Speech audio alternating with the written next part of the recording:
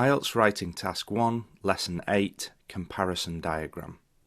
Comparison diagrams show changes to something, for example, an old design compared to a new design, or two alternative designs, or even two alternative locations on a map. Don't worry if that's not clear at the moment. I'm going to give you examples of these three types. We'll start with the first type, changes to something. Two pictures showing an old design and a new design. Here's an example that's similar to a real question in one of the IELTS books. We see a plan of a school building, for example, in 1980. This plan would show buildings, car parks, school fields, etc. And then we see next to it a plan of the same school building in the year 2012. And there's probably some changes from one building plan to the next, and we have to compare the changes. So the question would be something like this. The diagrams show changes to a school building over a period of 32 years. And I would call this a before and after diagram. Looking back at the types then, we'll stay on the first type because you can also have a map that shows changes to a design. There's a good question in Cambridge IELTS Book 9 showing an island. So this is a quick example of what that question looks like. You see a map of an island before tourism, and next to it you'll see another map which is the same island after construction of tourist facilities. And the question could look like this.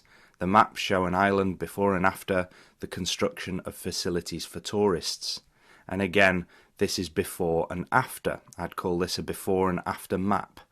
And I consider this to be exactly the same task as the before and after diagram task. Don't worry that they are maps. It's no different from the diagram question.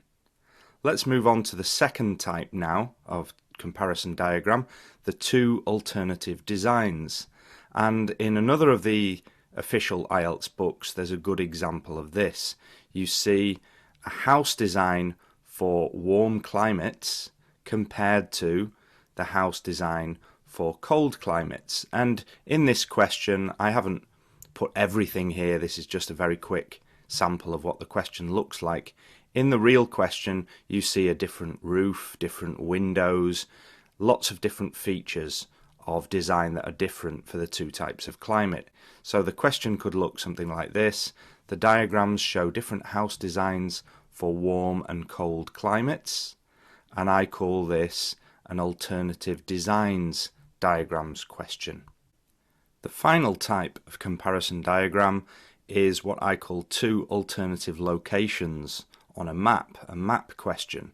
And there's a good question again in one of the official Cambridge IELTS books like this. You see the map of a town or city and two locations, location A and location B.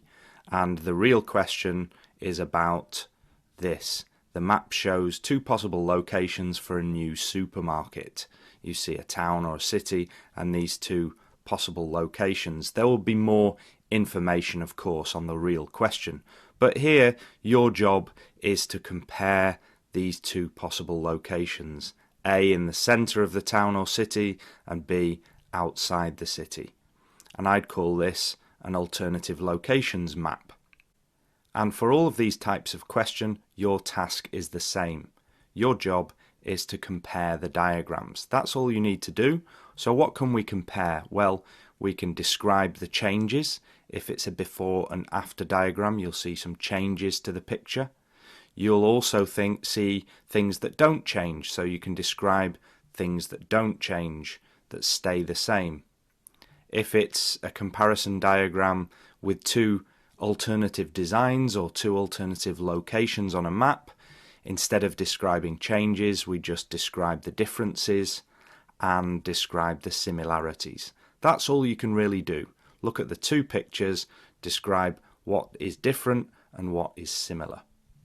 Before we do today's question, one important thing to note.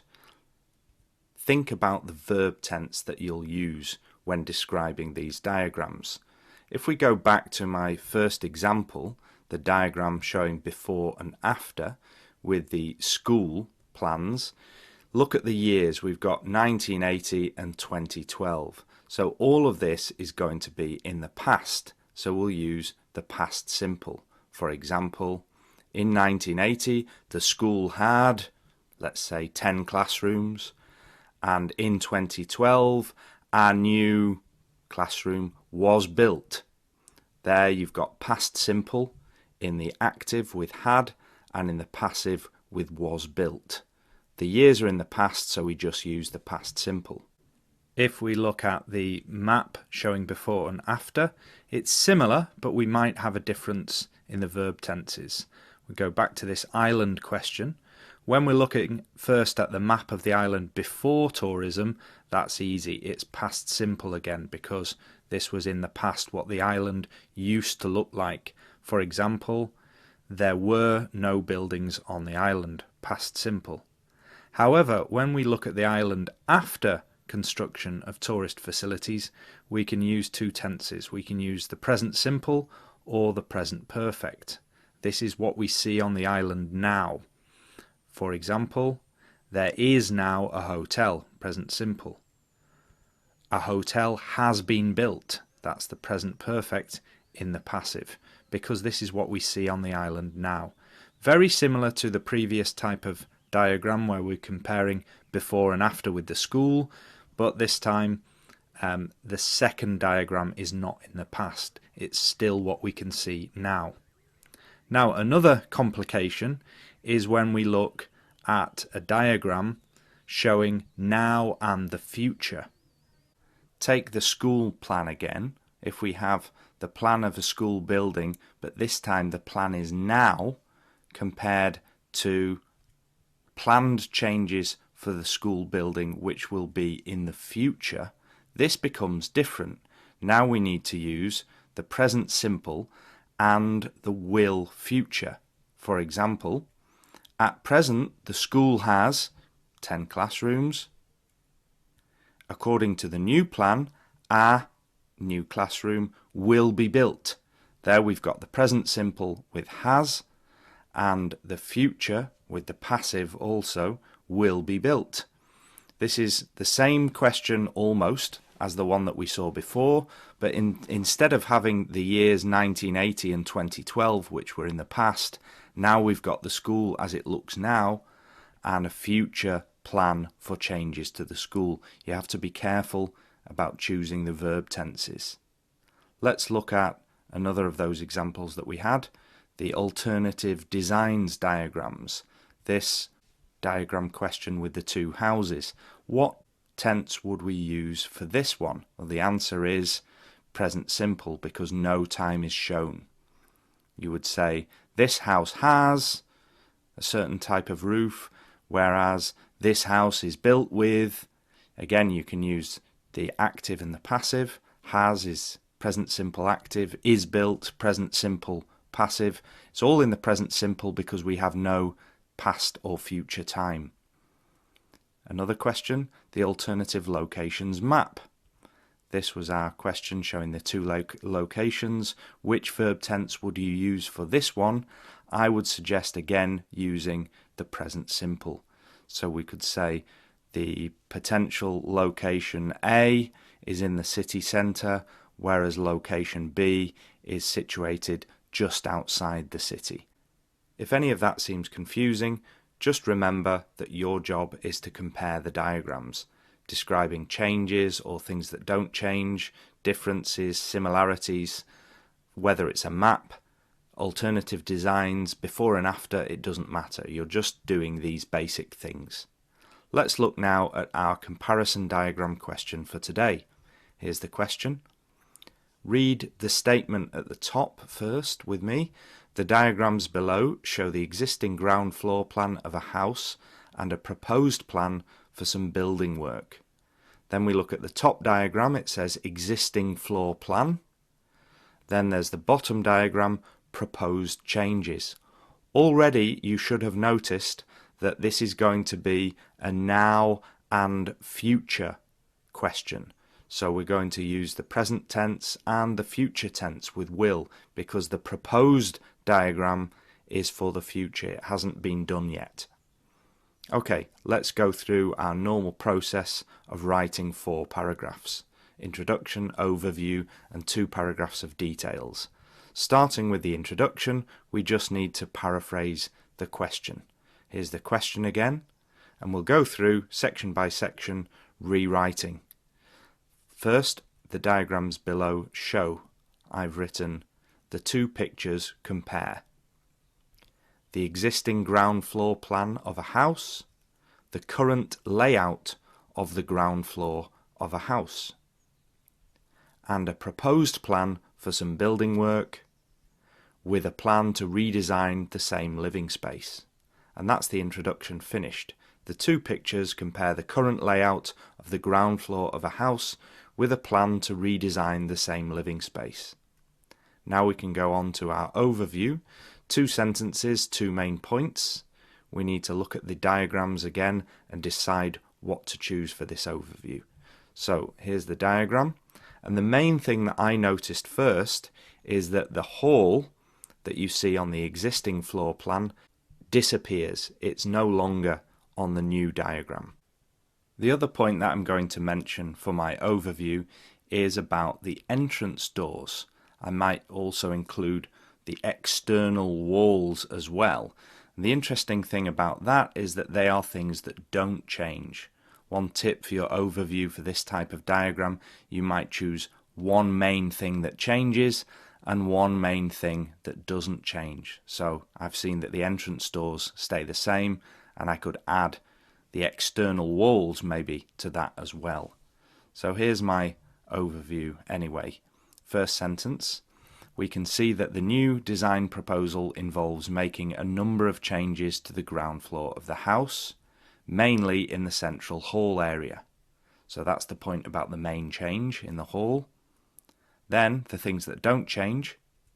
There are no plans to change external walls or entrances. And that's my overview finished. Now we go on to the details paragraphs 3 and 4.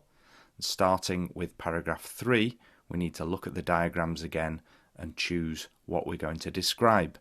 Many people for this type of diagram would separate the 2 diagrams, one for paragraph 3 and one for paragraph 4.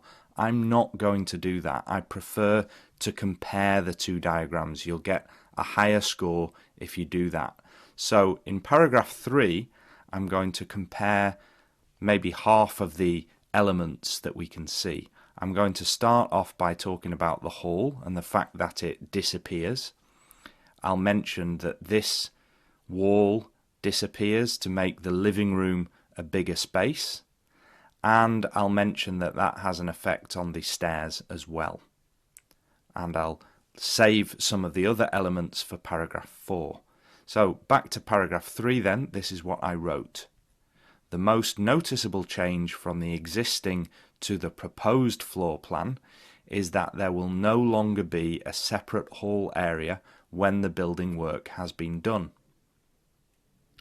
This will be achieved by removing the internal wall and door between the hall and living room, along with the current staircase and understair storage cupboard. With no separate hall area, the proposed living room will also contain the staircase to the first floor. That's paragraph 3 done. We go on to paragraph 4 and look at which elements we haven't described yet, and I'm going to include in this paragraph a detailed description of the new stairs, plus something about this wall and doors, and then about the kitchen furniture here. Here's what I wrote. To replace the current straight staircase, a new set of winding stairs will be installed in the corner of the living room. The internal door between the hall and kitchen will also be replaced with double doors connecting the kitchen with the new living room. Finally, the planned building work will also include the installation of some kitchen furniture. As usual, I've written 3 sentences there, and I've finished describing both diagrams together, but with the elements that I didn't include in paragraph 3. That's the full report finished, because as usual we have no conclusion, so all that's left is to analyse the vocabulary, and this time we're going to look at paraphrasing, the verbs, the tenses, and the specific description of changes. Let's look at the vocabulary that I think examiners would be impressed by. First, we had the phrase existing plan in the question, and I changed that to current layout. Also in the question, proposed plan, plan to redesign. Then some more vocabulary, design proposal, planned building work. There will no longer be. Now this is where we get on to the future tense. More future tenses.